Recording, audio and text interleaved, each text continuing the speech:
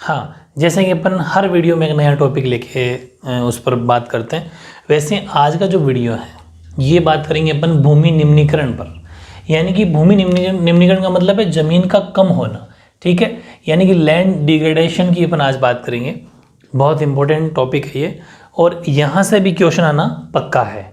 जैसे क्वेश्चन पूछेगा, पहली बात तो ये है कि जो भूमि निम्नीकरण है वो किस वजह से हो रहा है और कौन कौन से स्टेट्स में ज़्यादा हो रहा है, उनके कोई 4 फैक्टर। ये बहुत बार एग्जाम में 3 से 4 बार बोर्ड के एग्जाम में CBSE दिल्ली सब के अंदर पूछा गया है।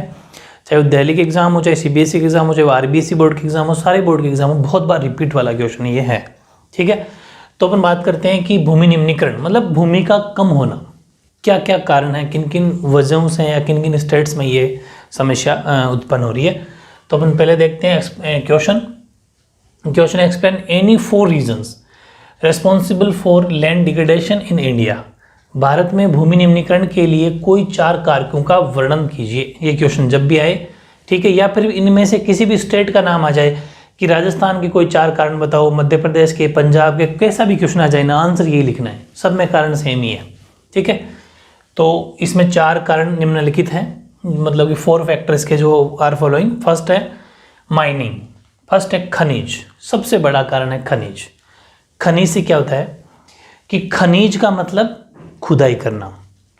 जैसे कि कहीं पर पता चल गया कि माइंस मिल गई कि यहाँ पर पत्थर की माइन है, ठीक है, पत्थर की अगर माइंस है तो उसकी फिर खुदाई करने से क्या होता है कि बहुत सारे जो पेड़ पौधे हैं, वन है, उन वनों को भी काटना पड़ता है आसपास में बहुत ज़्यादा। फिर वहाँ पर बड़ी मात्रा में मशीनरी लगती है, तो बहुत ज़्यादा वनों की कटाई होती है, ठीक है, और उतनी सारी जो ज़मीन है वो भी फिर ख़त्म हो जाती है। तो अपन एक एक पॉइंट बात करेंगे। पहले mining is one of the major factors responsible for land degradation. यानी कि खनिज भूमि निम्नीकरण के लिए एक महत्वपूर्ण, एक प्रमुख उत्तरदायी कारक है। अब आपको स्टेट याद करने पड़ेंगे, राज्य तो पक्के याद करने पड़ेंगे कि किन किन राज्यों में खनिज वाली बात ज़्यादा है। तो सबसे इंपॉर्टेंट है खनिज के अंदर। वैसे भी मैंने आपको बताया था ना कि जो अपने आप में सेल्फ डिपेंड स्टेट है, मतलब जो अपने आप में सेल्फ डिपेंड का मतलब है जो खुद पर आत्मनिर्भर है, जहाँ पर बहुत सारे खनिज ऑलरेडी मिलते हैं, बस वही स्टेट इसका आंसर है, जो अपने पिछले वीडियो में किया था। बस कौन कौन से? झारखंड, छत्तीसगढ़, मध्य प्रदेश और उड़ीसा। इन जैसे राज्यों में खनन के कारण वनों की कटाई से भूमि का गंभीर क्षरण हुआ। क्षरण का मतलब भूमि बहुत कम हुई है, ठीक है। In states like Jharkhand, Chhattisgarh, Madhya Pradesh and Odisha, deforestation due to mining has caused severe land degradation, ठीक है, ये मेन कारण हो गया। तो स्टेट याद रखना, झारखंड, छत्तीसगढ़, मध्य प्रदेश और ओडिशा। कम से कम 4-5 स्टेट, 3 या 4 स्टेट लिख दो तो भी ठीक है। वैसे तो बहुत सारे 7-8 भी स्टेट लिख सकते हो, लेकिन 3 या 4 स्टेट्स का आपको नाम लिखना कंपलसरी है, वरना तो फिर मार्क्स कट जाते हैं फिर, ठीक है। एक तो ये कारण हो गया। दूसरा है ओवरग्रेजिंग। ओवरग्रेजिंग का मतलब अति चराई। ज़मीन जो हमारी होती है ना, वो ऐसे नॉर्मल जब ज़मीन होती है ऊपर से थोड़ी ठीक टाइट होती है, और वहाँ पर छोटे छोटे जो घास वगैरह उगी रहती है, उससे वो जब वो घास ऊपर रहती है तो ठीक रहता है। लेकिन जब पशु बार बार चरते हैं उस घास को खाने के लिए, तो पशु जहाँ चरेंगे ना, तो उनके पैरों से, उनके खुर से ज़मीन थोड़ी पोली हो जाएगी, और जब वो घास को खाते हैं तो कभी कभी पशु पूरे जड़ समेत ही घास को उखाड़ लेते हैं। तो जब जड़ समेत घास को उखाड़ रहे हैं तो वहाँ पर भी ज़मीन पोली हो जाएगी, और जब ज़मीन पोली हो जाती है, मतलब ऊपर से ढीली हो जाती है, तो फिर हवा से और वो ज़मीन का कटाव होता है, तो उसमें जो फर्टाइल है, जो उपजाऊपन है, वो नहीं रहता। और फिर वहाँ ये भी एक बड़ा कारण है, ज़्यादा पशुओं का चरना भी भूमि के लिए नुकसानदायक है।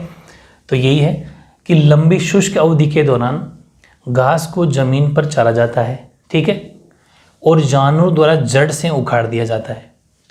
इससे मिट्टी पोली हो जाती है, और बारिश जब आती है तो आसानी से धुल जाती है। धुल जाती का मतलब उसके साथ बह जाती है, ठीक है।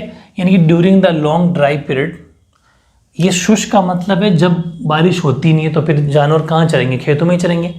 अगर बार बार बारिश होती रहेगी तो फिर वो घास वापस से प्रिपेयर हो जाएगी, ठीक हो जाएगी। लेकिन लंबी शुष्क अवधि का मतलब काफ़ी दिन तक बारिश ना होना, तो फिर जानवर तो एक ही जगह चरते रहेंगे, उस टाइम की बात है। During the long dry period, grass is grazed to the ground and turn out by the roots by animals, ठीक है। जो एनिमल्स होंगे उसको जड़ समेत उसको उखाड़ देंगे, तो this leads to loosening of soil. तो ज़मीन क्या हो जाएगी? ढीली हो जाएगी, या फिर ऐसा मान लो कि पोली हो जाएगी। And it is easily washed away by rains, और ईजिली वो धुल जाती है बारिश के साथ ही। जब बारिश आएगी तेज़ तो उसके साथ में चल जाएगी, तो फिर उसमें उपजाऊपन तो रहेगा नहीं, तो ये भी एक नुकसानदायक है। अब ऐसे स्टेट कौन कौन से हैं? इन स्टेट्स लाइक गुजरात, राजस्थान, मध्य प्रदेश, महाराष्ट्र, ये मेनली है, ठीक है। और कोमा, और grazing is one of the main cause for land degradation, सबसे बड़ा कारण है ये भी, तो लिख देना। गुजरात, राजस्थान, मध्य प्रदेश और महाराष्ट्र जैसे राज्यों में अत्यधिक चराई भूमि निम्नीकरण के मुख्य कारकों में से एक है। तो खूब सारे आपको स्टेट कॉमन मिल जाएंगे, जैसे कि कॉमन का मतलब है मध्य प्रदेश, इसमें भी मध्य प्रदेश उसमें भी है, ठीक है। ऐसा एक आधा अगर आपको मिल जाता है तो आप इसको अप्लाई कर सकते हो, तो थोड़ा ईजी पड़े याद करने के लिए। फिर अति सिंचाई ओवर इरिगेशन, ज़्यादा पानी देना भी सही नहीं है, ठीक है। जैसे कि जो नहरें होती है, ठीक है, नहरों का पानी बहुत ज़्यादा मात्रा में क्या होगा कि खेत के अंदर छोड़ दिया जाता है, तो फिर वहाँ पर वो भी ज़्यादा काम का नहीं है। फव्वारे से खेती करना अलग है, उसमें तो पानी कम लगता है। लेकिन पंजाब और हरियाणा और अपन पश्चिमी उत्तर यूपी की बात करें तो उन राज्यों में भूमि क्षरण के लिए अति सिंचाई जिम्मेदार है। वहाँ पर नहरें हैं, ठीक है, बहुत सारी कैनाल है, नहरें हैं, तो वहाँ का जो पानी होगा वो खेतों में सीधा छोड़ दिया जाता है, और बहुत पानी वहाँ पर इनको मिल जाता है इजीली, तो वहाँ पर और क्या बोलते हैं उसको, अति सिंचाई हो जाती है। तो ओवर इरिगेशन भी काम का नहीं है। जैसे कि इन द स्टेट्स ऑफ, लेकिन ये तो 3 स्टेट है, ज़्यादा वैसे है भी नहीं, आप लिखना चाहो तो पंजाब, हरियाणा और अपना पश्चिमी उत्तर प्रदेश, बस 3 लिख दोगे तो ही ठीक है। वेस्टर्न यूपी, यानी कि in the state of Punjab, Haryana, western Uttar Pradesh, over irrigation is responsible for land degradation, ठीक है, वहाँ पर ये बड़ी समस्या है। जल जमाव के अब होगा, आप सोच रहे होंगे कि इससे क्या होता है, पानी देना तो अच्छी बात ही है, लेकिन ज़्यादा पानी देने से क्या होता है कि जल जमाव के बार बार पानी वहाँ इकट्ठा होता रहेगा।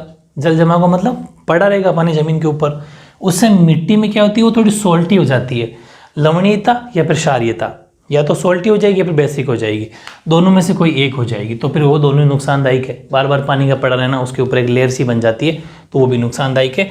यानी कि due to water logging this leads to increase in salinity या फिर एल्कलिनिटी इन द सॉइल, ये मेन कारण हो गया तीसरा।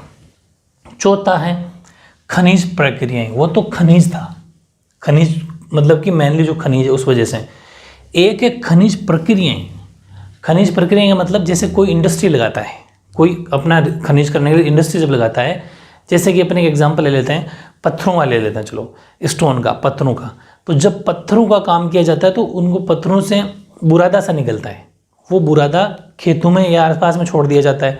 जब बारिश होती है तो फिर वो आसपास से कई खेतों तक चला जाता है, तो वहाँ पर भी अच्छी फसल नहीं होगी। फिर एक होता है बर्तन बनाने का उद्योग, जो मिट्टी के बर्तन बनाते हैं ना, उन बर्तन बनाने के उद्योग में भी क्या होता है कि खड़िया, मिट्टी और सेल खड़ी, ये 3 चीज़ें मिलाई जाती है, खड़िया, मिट्टी और सेल खड़ी, इनका यूज़ किया जाता है बर्तन बनाने के अंदर। जब क्या होगा कि अत्यधिक मात्रा में जब ये क्या करेंगे, उनसे बनती है धूल, ठीक है, उनको पीसा जाता है, पीसते हैं तो उनसे धूल उड़ती है, और धूल उड़ के फिर खेतों में जम जाती है, और जब वो लेयर जम जाती है तो इसकी परत भूमि पर जम जाती है, और मृदा की जल सोखने की जो क्षमता है, फिर जहाँ जहाँ ये जो लेयर बनती है इसकी, वहाँ पर ज़मीन पानी सोखती नहीं है, और जब पानी नहीं सोखेगी तो पेड़ पौधों की जड़ों तक पानी नहीं पहुँच पाएगा, और वहाँ पर फसल या कोई मान लो वो नहीं होगा। ये भी एक बहुत बड़ा कारण है, ठीक है। तो खनिज अलग चीज़ होगी, खनिज के लिए काम करने की जो प्रक्रिया हैं वो भी एक नुकसानदायक है, क्योंकि जो फैक्ट्री वगैरह लगेगी या फिर कहीं पर भी इंडस्ट्री लगेगी तो वो भी नुकसानदायक है, ठीक है। तो चौथा पॉइंट हो जाएगा processing of minerals, the processing of minerals such as grinding of limestone for cement industry, cement में भी नुकसानदायक है, जब सीमेंट के अंदर बनाया जाता है तब भी यही मामला होता है। And calcite and soapstone for ceramic industry generate huge quantity of dust in the atmosphere, बहुत ज़्यादा बड़ी मात्रा के अंदर ह्यूज क्वांटिटी के अंदर डस्ट निकलता है, हमारे एटमॉस्फेयर में फैलता है, जमता है, और it retards the process of infiltration of water into the soil after it settles down on the land, फिर वो ज़मीन के ऊपर रुक जाता है, परत बन जाती है, ज़मीन पानी सोखती नहीं है। खनिज प्रक्रियाएं जैसे कि सीमेंट उद्योग, उसमें चूना पत्थर को पीसा जाता है, ठीक है। ऐसे ही मृदा बर्तन उद्योग के अंदर खड़िया, मिट्टी और सैलखड़ी को पीसा जाता है, तो इससे धूल उड़ती है, धूल फैल जाती है, विसर्जित का मतलब फैल जाती है, और जब इसकी परत भूमि पर जम जाती है तो मृदा की जल सोखने की प्रक्रिया अवरुद्ध हो जाती है, ऐसा मान लो कि बंद हो जाती है, ठीक है। इस तरीके से फिर वहाँ पर पानी सोखेगी नहीं तो फिर वो ज़मीन तो कुछ काम की नहीं रही। इस तरीके से बहुत ही बढ़िया क्वेश्चन है, 4 पॉइंट आपको बना के लिखना है ऐसे कैसे। ये था अपना क्वेश्चन नंबर 20 कंप्लीट।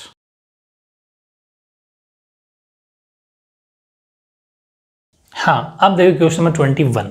ये बहुत बढ़िया क्वेश्चन है और ये कह रहा है कि suggest some methods to control land degradation, यानी कि भूमि निम्नीकरण के लिए कुछ सुझाव दीजिए कि इस भूमि निम्नीकरण को कैसे रोका जाए। ये भी 2 से 3 बार, और पिछले 2-4 सालों की 2 साल का अगर देखें तो 4-5 बार ये क्वेश्चन रिपीट हो रहा है, क्योंकि सुझाव पूछता है। भूमि डिग्रेडेशन जो अपन पढ़ रहे हैं आज का जो वीडियो है ना, ये बहुत खास है। यहाँ से क्वेश्चन बड़ा आएगा, 3 या 4 मार्क्स में क्वेश्चन आएगा, ठीक है। और छोटे वाले क्वेश्चन के लिए अपने MCQs वाला वीडियो जरूर देख लेना, 35-40 क्वेश्चन जो भी उसके अंदर है वो सारे आपको लाइन टू लाइन, टेस्ट भी उसी के मतलब एक तरीके से टेस्ट हो जाएगा और साथ के साथ आपको आंसर मिल जाएगा, उसको जरूर देखना। वो मैं रोजाना कह रहा हूँ आपको बार बार। तो अब अपन को इसमें सजेस्ट क्या करना है। अब आंसर लिखने का एक तरीका है, क्या आप सीधा इसका आंसर लिख दिया ये तरीके हैं? नहीं, थोड़ा सा इस भूमि के बारे में, जमीन के बारे में लिखो, जैसे मैंने लिखा है 2-4 लाइन लिखो, उसके बाद में फिर आपको इसके उपाय या सुझाव शुरू करने हैं। एक तरीका होना चाहिए, जैसा मैं आपको लिखवा रहा हूँ वैसा आगे वैसे, ठीक है। जैसे कि आपको ये लिखना है कि भूमि एक महत्वपूर्ण संसाधन है, land is a important resources, ठीक है। फिर इस संसाधन का उपयोग किसका? भूमि का। अपन यूज कर रहे हैं, हाँ हम कर रहे हैं, और हमारे पूर्वजों ने भी इस जमीन का यूज किया है, और आने वाली भावी जो पीढ़ियां हैं, फ्यूचर जनरेशन है, वो भी इस भूमि का उपयोग करेगी, ठीक है। इस संसाधन का उपयोग हमारे पूर्वज प्राचीन काल से, मतलब बहुत पहले से, एंशियंट टाइम से, प्राचीन काल से करते आए हैं, तथा भावी पीढ़ी भी इसी भूमि का उपयोग करेगी, ठीक है। हम अपनी मूल आवश्यकताओं का, 1 मार्क्स में क्वेश्चन आ सकता है, हम अपनी मूल आवश्यकताओं का 95% से भी ज़्यादा भाग भूमि से ही प्राप्त करते हैं। तो अब सोच लो हमारे लिए इम्पोर्टेंट कितनी है लैंड या भूमि। 95% से ज़्यादा, 95% से ज़्यादा तो अपन भूमि से ही प्राप्त करते हैं। इसका मतलब एक तरीके 100% ही हो गया, 2-5% एक्स्ट्रा की बात है। तो भूमि बहुत ज़रूरी है हमारे लिए, बहुत इंपॉर्टेंट है, इसको बचाना, इसकी रक्षा करना, ठीक है। यानी कि we have shared our land with the past generations and will have to do so with the future generation too। मतलब भविष्य की जो आने वाली पीढ़ियां हैं वो भी इसी का इस्तेमाल करेगी, यूज करेगी। 95% of our basic needs for food, shelter and clothing are obtained from land। 95% ज़्यादा हमारे अपन ये थोड़ा एक आंसर का एक फॉर्मेट बन जाएगा। इसके बाद में अपन इसके उपाय लिखेंगे तो एक बहुत बढ़िया प्रॉपर आंसर बनेगा। और मैंने 5 पॉइंट लिखे हैं इसमें, बुक के एक लाइन खींच सेलेक्ट करके 5 पॉइंट मैंने लिखे हैं कि following are the measures to solve the problem land degradation. वो 5 कौन कौन से हैं? भूमि निम्नीकरण की समस्या को हल करने के प्रमुख उपाय निम्नलिखित हैं। फर्स्ट, प्लांटेशन, यानी कि ज़्यादा से ज़्यादा पेड़ पौधे लगाओ, ठीक है, वृक्षारोपण करो। तो वृक्षारोपण करेंगे, देखो वृक्षारोपण से फ़ायदा क्या होता है कि जैसे ज़्यादा पेड़ पौधे होते हैं तो बारिश भी अच्छी होती है, ठीक है। और पेड़ पौधे जैसे रहेंगे तो बारिश सीधी पेड़ पर गिरेगी, न कि ज़मीन पर। तो बारिश जब पेड़ पर गिरेगी ना तो वहाँ ज़मीन का कटाव जल्दी से नहीं होगा। लेकिन अगर सीधी ज़मीन पर पड़ती है तो ज़मीन मामूली सी उससे लूज़ होती है और कटाव जल्दी होता है। तो ये बहुत बड़े हेल्प रहती है इससे, ठीक है। यानी कि vegetation provides protective cover to the land. यही मैं कहना चाह रहा हूँ कि वनस्पतियाँ भूमि को, वृक्षारोपण वनस्पति सारी आ जाती है, ठीक है। वनस्पतियाँ भूमि को सुरक्षात्मक आवरण प्रदान करती हैं, एक कवर, एक लेयर मिलता है उनको। कैसे? Due to the vegetation cover the water does not fall directly on the ground. जब वनस्पति रहेगी तो वनस्पति एक आवरण बन जाएगा, क्योंकि उसके ऊपर बारिश गिरेगी फिर ज़मीन तक पहुंचेगी। तो वानस्पतिक आवरण के कारण पानी सीधा ज़मीन पर नहीं गिर पाता है, ठीक है। ज़मीन पर अगर नहीं गिर पाएगा तो मिट्टी की उर्वरक क्षमता, जो फर्टिलिटी, वो बनी रहेगी, क्योंकि अगर सीधी गिरेगी तो वो थोड़ी सॉफ्ट पॉली होगी और बहा के ले जाएगा पानी। लेकिन जब वो रहेगा तो फिर वो वहीं अटक जाएगा और उनकी जड़ों में रह जाएगा और भूमि वहीं की वहीं उपजाऊ बनी रहेगी, ठीक है। उर्वरक क्षमता अच्छी रहेगी, फर्टिलिटी बनी रहेगी। As a result it helps in maintaining to fertility of the soil. फलतः यह मिट्टी उर्वरकता को बनाए रखने में मदद करती है, ठीक है, तो एक तो ये अपने एक उपाय दे दिया कि ये सबसे बेस्ट ऑप्शन है अगर आपको मिट्टी ज़मीन को या भूमि को बचा के रखना है तो। एक नंबर 2, शेल्टर बेल्ट और शेल्टर बेल्ट्स कर सकते हो, शेल्टर बेल्ट्स और ट्रीज, पेड़ों की रक्षक मेखला, मतलब पेड़ों को एक लाइन में लगाना ताकि पानी को रोका जा सके, बहाव को रोका जा सके। ये भी बहुत अच्छा एक उपाय है। पेड़ों की रक्षक मेखला का निर्माण भी भूमि निम्नीकरण को कम करने में सहायक है। जैसा इस डायग्राम आपको दिख रहा है, ये जो डायग्राम है ना, इसके अंदर पेड़ों को लाइन से लगाया गया है, ये दिख रहा है आपको। तो इस तरीके से अगर लगाएंगे तो इससे भी मिट्टी का कटाव कम होगा, मतलब कि जो सोइल इरोजन है वो कम होगा और भूमि निम्नीकरण कम होने से ये अपने इसको बचाएगा। ठीक है, यानी कि the construction of proper shelter belt of trees is also helpful in reducing land degradation. ठीक है, मतलब उसको रिड्यूस करने में, ये डिग्रेडेशन को रिड्यूस करने में बहुत ही सहायक हैं। एक अपन ने कहा था कि पशुओं को चराना इसके लिए डिग्रेडेशन का मेन कारण है, बिल्कुल वही आप इसमें उपाय में लिख दो कि पशु चारण पर प्रतिबंध या पशु चराई पर प्रतिबंध, रेस्ट्रिक्टेड ग्रेजिंग ऑफ एनिमल्स। ठीक है, यानी कि जानवरों को अगर आप चरा भी रहे हो, ठीक है, आपको उपाय अच्छे से लिखना है आंसर कि हाँ एनिमल्स तो को चरेंगे, वो नहीं चरेंगे तो फिर वो दूध कहाँ से देंगे और अपन क्या खाएंगे। तो जानवरों को चराना तो पड़ेगा, लेकिन एक ही जगह मत चराओ। जैसे आज यहाँ चरा दिया तो कल वहाँ, फिर परसों वहाँ, फिर तरसों, इतने में ये वापस इम्प्रूव हो सके यहाँ का जो घास है वो, फिर यहाँ पर वापस ले आओ ऐसे। ठीक है, यानी कि animal should be moved over different pastures so as to avoid erosion of soil. इससे मिट्टी का कटाव कम हो जाएगा। यानी कि जानवरों को अलग अलग जगह को स्थानांतरित करना चाहिए। स्थानांतरित मतलब एक जगह दूसरी जगह ले जाना चाहिए ताकि मिट्टी के कटाव से बचा जा सके। ठीक है, नेक्स्ट, ज़्यादातर क्या करना है, चारे की फसल जो होती है ना, चारे की फसल अधिक मात्रा में उगानी चाहिए। देखो 2-3 फायदे हैं आपको, मैं बताता हूँ कि चारे की फसल कैसे है। जो गांव से बिलोंग करता है बच्चे, जो वो तो समझ रहे हैं चारे की फसल कौन सी होती है, जैसे कि गेहूँ है, जैसे कि बाजरा है, ये जैसे कि दालें हैं, ये जितनी भी फसलें होती है ये चारे वाली फसल होती है। जैसे बाजरा है तो बाजरा के पेड़ काफ़ी हाइट में होता है, 8-10 फीट होता है, तो उसके ऊपर जो धान की लगती है इतनी सारी, उसको तो काट लिया जाता है और नीचे जो पीछे बचता है वो चारा बन जाता है।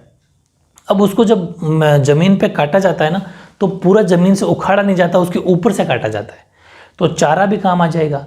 और उसकी जो नीचे जड़ें हैं वो ज़मीन में रहती है उसकी, ठीक है, वो जड़ी में वहीं पर छोड़ दी जाती है और जब ट्रैक्टर में खेत की बुआई करते हैं तो फिर उसको उसके अंदर छोड़ दिया जाता है ताकि फर्टिलिटी बनी रहती है उससे भी, और मिट्टी का कटाव उससे भी कम होता है। ऐसे बहुत सारे एग्जाम्पल है कि उनकी जड़ें अंदर रहती है तो उससे मिट्टी का कटाव कम होता है।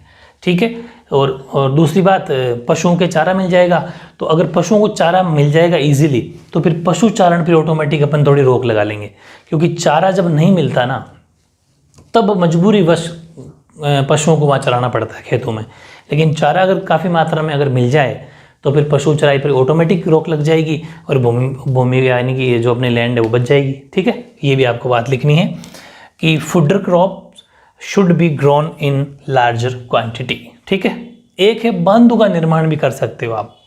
ठीक है, देखो बांधों का निर्माण करने से क्या फ़ायदा होगा कंस्ट्रक्टिंग डैम्स का, कि much of soil erosion by river floods can be avoided by constructing dams across river.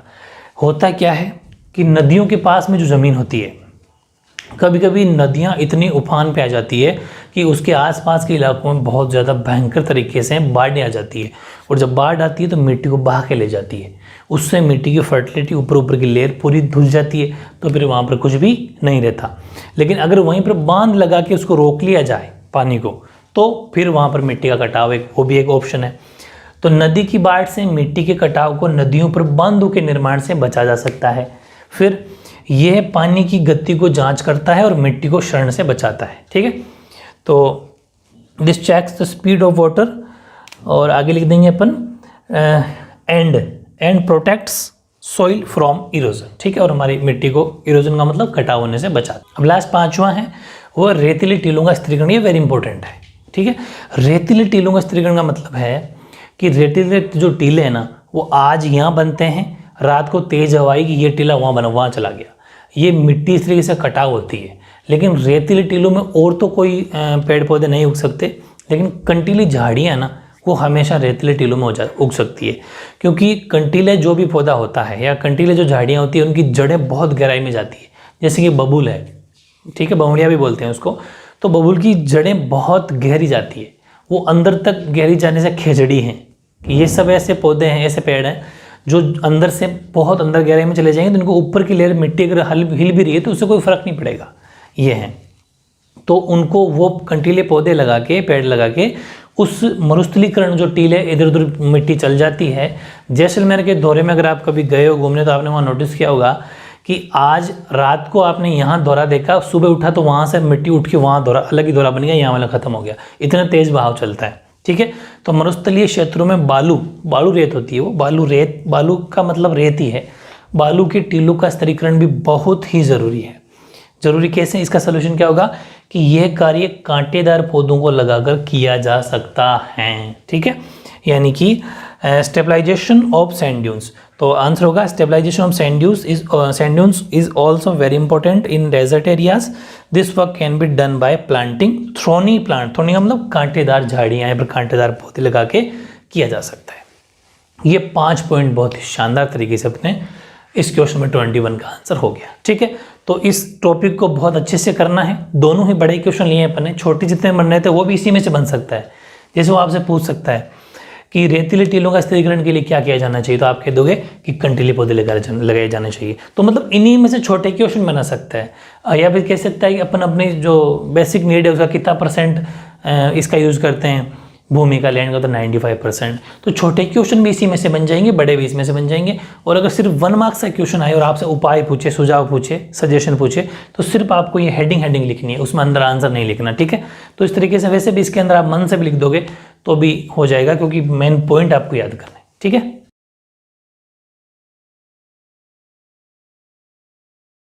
हाँ, अब देखो मैंने 2 क्वेश्चन और लिए हैं। वैसे आप इनको नोट के अकॉर्डिंग लिख सकते हो, नोट करके लिख सकते हो, और वैसे भी 2 क्वेश्चन बना के भी लिख सकते हो। बात एक ही है, दोनों ही क्वेश्चन 1 मार्क्स में बहुत बार पूछे जा सकते हैं। ठीक है, पहला क्वेश्चन तो ये है जो अपना कंटिन्यू 22 हो जाएगा कि अंतर्राष्ट्रीय स्तर पर व्यवस्थित तरीके से पहली बार, ये भी लिख सकते हो, पहली बार है ये, व्यवस्थित तरीके से पहली बार, फर्स्ट टाइम, पहली बार संसाधन संरक्षण की वकालत कब या किसने, कब व किसने करी। तो आपका आंसर ये होगा कि अंतर्राष्ट्रीय स्तर पर व्यवस्थित तरीके से पहली बार संसाधन संरक्षण की वकालत 1968 ईस्वी में, 1968 में क्लब ऑफ रोम ने की। As the international level the Club of Rome advocated resource conservation for the first time in the more systematic way in 1968 कि कैसे संसाधनों का संरक्षण किया जाए। वो रोम, द क्लब ऑफ रोम, ठीक है, तो रोम, द क्लब ऑफ रोम ने इसके बारे में सबसे पहले 1968 के अंदर इसकी बात करी, पहली बार व्यवस्थित तरीके से। एक आंसर ये हो सकता है।